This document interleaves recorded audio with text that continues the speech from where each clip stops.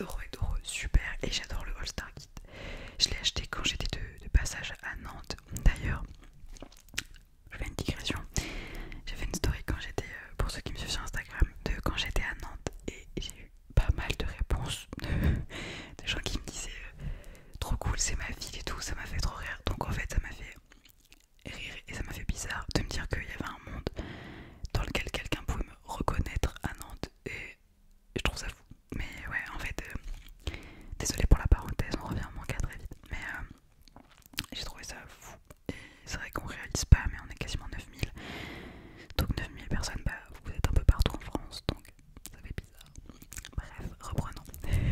Donc le All-Star Kid Book. En fait j'adore parce que vous savez, tous les personnages ça se présente comme ça. Hop.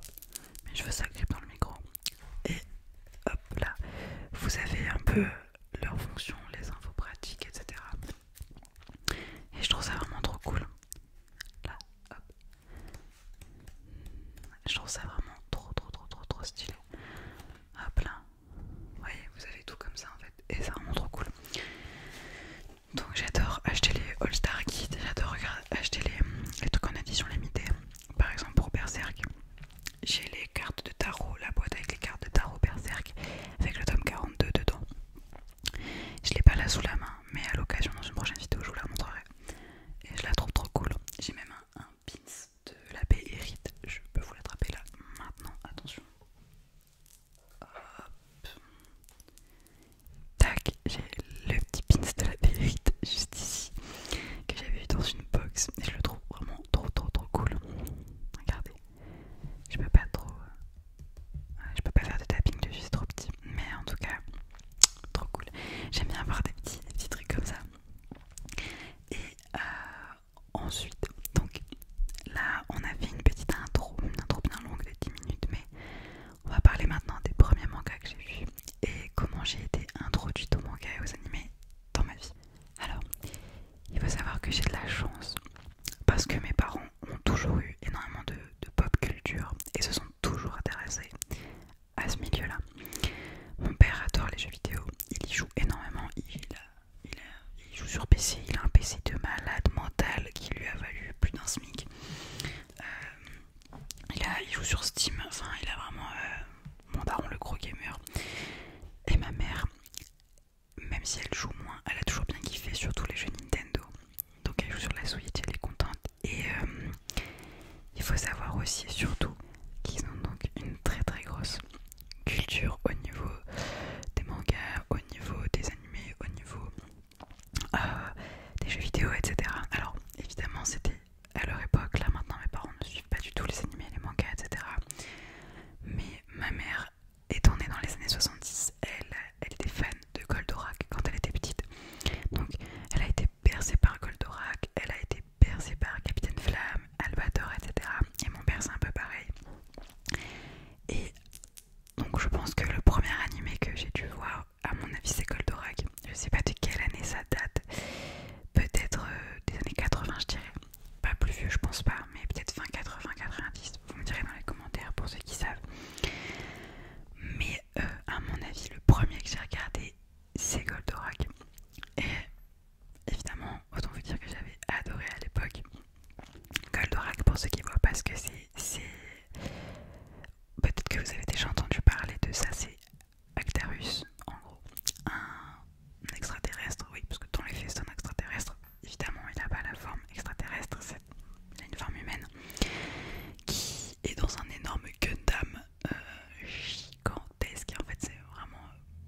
pour faire un très gros résumé, c'est un mec dans un immense robot qui veut protéger la galaxie et protéger la Terre qu'il a accueillie en gros. Et donc je pense que c'est celui-là que j'ai vu en tout premier. Après évidemment il y avait dans toute cette lignée il y avait Cat Size aussi. À l'époque je regardais ça avec ma mère, c'était trop bien. Je pense que donc la première fois que j'ai été introduite au manga et aux animés c'était vraiment là-dessus. Ensuite si on parle de purement manga en format livre, attention tenez-vous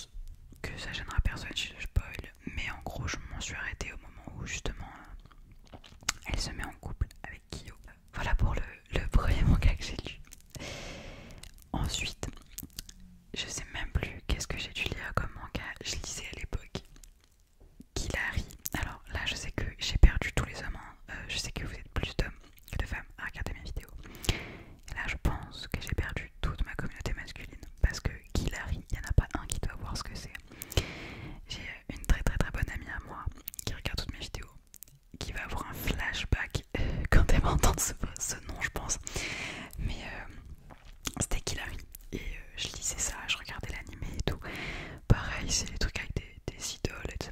C'est vraiment pour les filles, enfin axé filles en tout cas. Je pense que les animés purs et durs que j'ai dû regarder ensuite, je pense que c'est Death Note et Tokyo Ghoul, parce que je les ai regardés en même temps. Je me rappelle, c'était à l'époque où les animés étaient encore gratuits sur YouTube, je vous en avais déjà parlé, et j'avais regardé Death Note sur YouTube et j'ai alterné avec Tokyo Ghoul.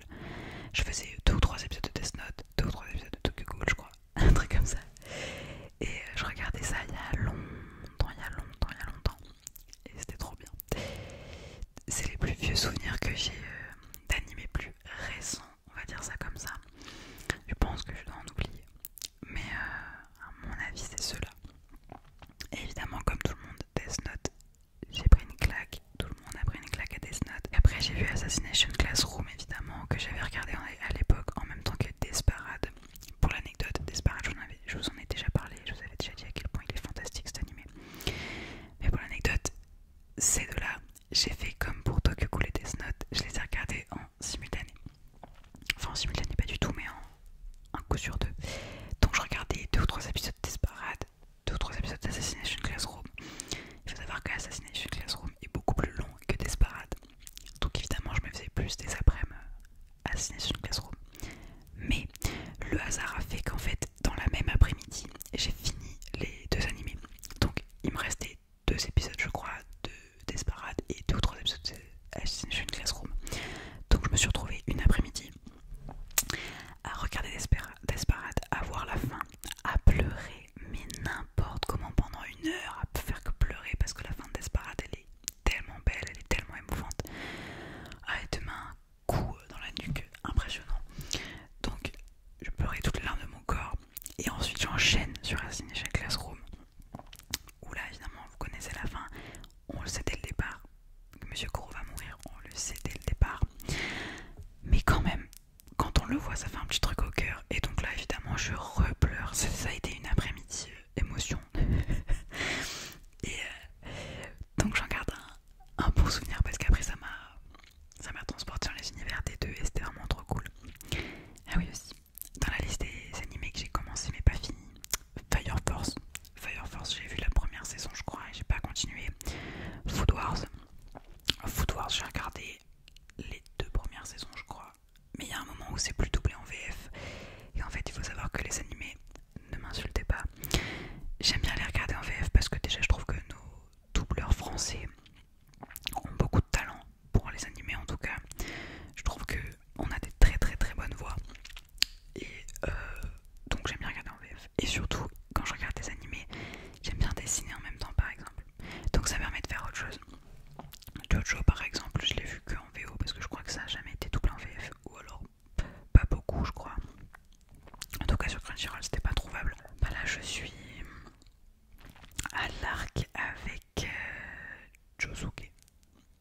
Oui c'est ça, oui après Jotaro c'est Josuke. Ouais c'est ça, j'en suis à Josuke. Et j'ai pas continué parce que pareil, comme c'est pas doublé, il faut vraiment que je me consacre qu'à ça. Et j'ai beaucoup de mal à me concentrer. Donc c'est compliqué pour moi de regarder un truc vraiment mauvais. Et je sais, je me suis arrêtée avant Giorno. Je sais. Il faut que je continue, mais comme tous les animés que j'ai commencé. Donc voilà un petit peu. Ah oui, ensuite, les animés que j'ai vus très tôt. Évidemment, il y avait One Piece, parce que ça passait sur Game One, je crois. Et Black Butler. J'ai tendance à l'oublier ce truc, alors que ça a été un des premiers animés que j'ai surkiffé. Black Butler, c'était trop bien. Voilà, c'est vraiment trop bien. C'est l'histoire d'un gamin pété de thunes. Ses parents sont morts et c'est un lord anglais, si je dis pas de bêtises. Et il a un majordome. Et en fait, son majordome, c'est un démon avec qui il a passé un pacte. Donc voilà. Et c'est vraiment trop cool. Donc j'aimais bien regarder ça. Et je me rappelle que pour l'époque, bah, il y avait des trucs un peu trash. Hein. Il y a un épisode en particulier que j'ai en tête où c'est une femme qui couche avec un loup, je crois. Enfin, c'est des trucs, c'est un peu space quand même. Astéré, on se régale. Je me rappelle de ça, mais les épisodes étaient vraiment cool. L'ambiance est très sombre. Il y a un épisode avec Jack l'Éventreur, je crois. Mais franchement, c'était vraiment bien. Et je pense que c'est même ça que j'ai vu avant Death Note et Tokyo Ghoul, à mon avis. C'est même sûr en fait. petit peu pour les animés que j'ai vus il y a longtemps ou pour la chronologie, pour ceux qui m'ont un petit peu marqué, etc. J'espère que la vidéo vous a plu. Maintenant, première fois de ma vie que je vais faire ça, mais je vais faire une outro. Alors si vous êtes resté jusqu'ici déjà, merci. Ou alors dommage, parce que ça veut dire que vous n'êtes pas endormi. Ensuite, vous l'avez remarqué, en ce moment je suis pas très régulière sur le rythme de mes vidéos. Là ça fait 2 semaines que j'en ai pas sorti, 3 si on compte la semaine qui vient de se passer. Pourquoi? Parce qu'en fait, déjà j'avais pas la tête à ça en ce moment. Je vous avoue, j'ai vraiment pas la tête à ça là à YouTube. Et surtout, comme je vous le disais tout à l'heure brièvement, comme on est plus nombreux, je touche évidemment un public plus large et je commence à avoir des commentaires un peu tirés misogynes un petit peu. Ça arrive doucement, j'ai eu 2-3 gros haters là récemment, alors que j'en avais pas eu depuis le début, ou alors c'était très léger. Mais là ça y est, ça commence. Au début j'étais partie sur le principe de laisser les commentaires négatifs, sauf qu'en fait je suis obligée de les supprimer parce que sinon ça devient n'importe quoi. Je me suis dit je les laisse, je m'en fiche, mais en fait si je les supprime pas ça devient la jungle et ça devient littéralement un bataillon d'insultes. Parce qu'évidemment c'est trop chou, vous quand il y a un commentaire négatif vous me défendez et c'est trop mignon. Mais du coup en fait ça se réenchaîne et vous faites, enfin ça fait que s'insulter et tout, et on est sur une chaîne ASMR. Depuis quand on s'insulte dans les commentaires d'une chaîne ASMR?